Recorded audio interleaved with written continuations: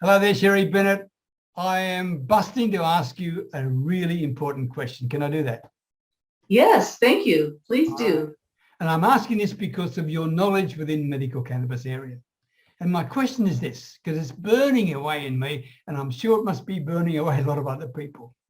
How important is it for people to fully understand and appreciate the potential of medical cannabis?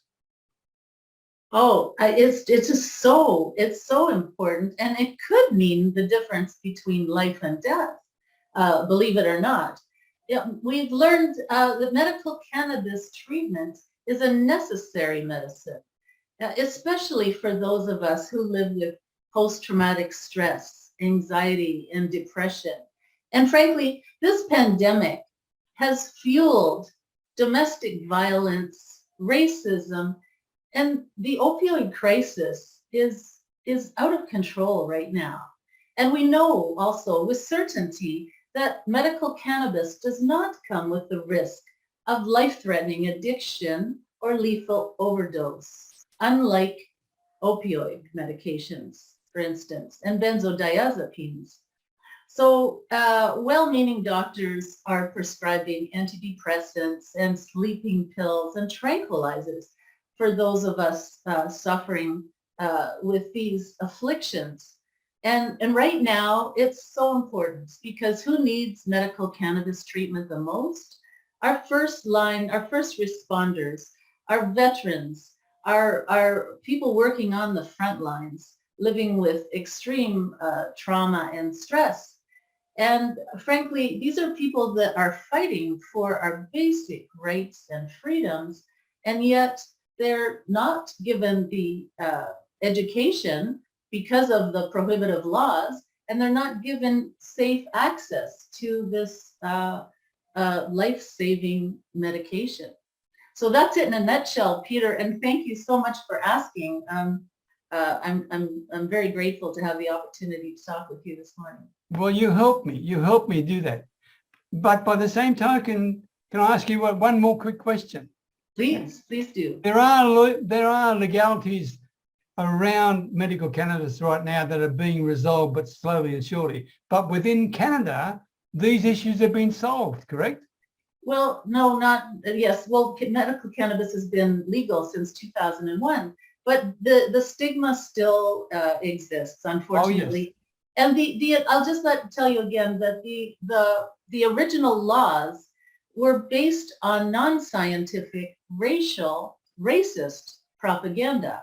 So the damage done by prohibition has been comprehensive.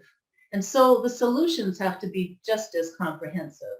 And step one is for people to get educated, including the medical professions, because they're not taught about the human endocannabinoid system in med school, unfortunately.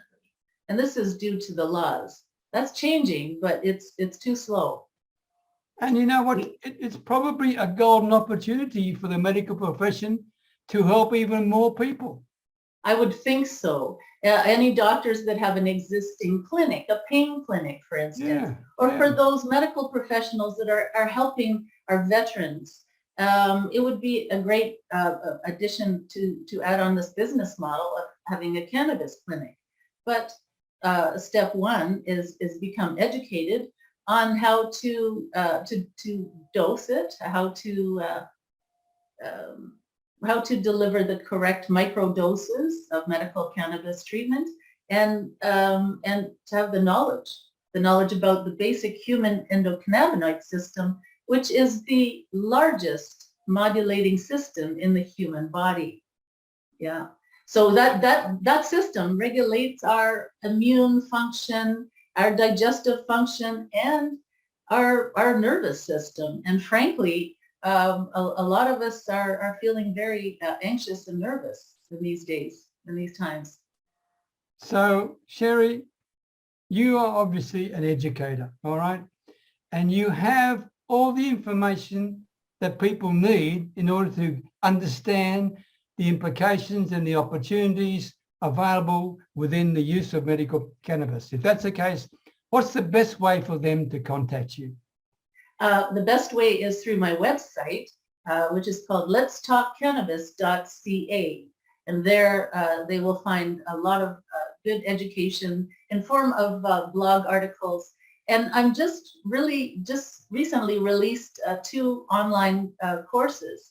And these are self-paced courses that one could take in the privacy of their own home to give them a leg up, to give them the education and the knowledge that is not yet taught in medical schools.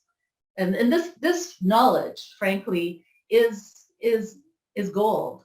I mean, the knowledge contained in these online courses gives people the understanding of the history of prohibition, for instance, the laws, and how cannabis can help with many human conditions.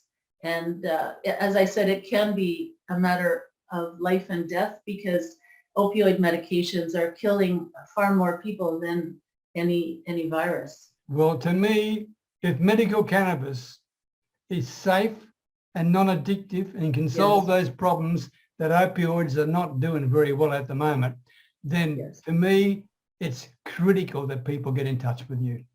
Yes, it is critical. And it's also critical for doctors to learn about the education that teaches them about basic human physiology, which is the human endocannabinoid system. Thank you, Sherry. I really appreciate you sharing your time with me. Thank you so very much, Peter. Okay. Thank you.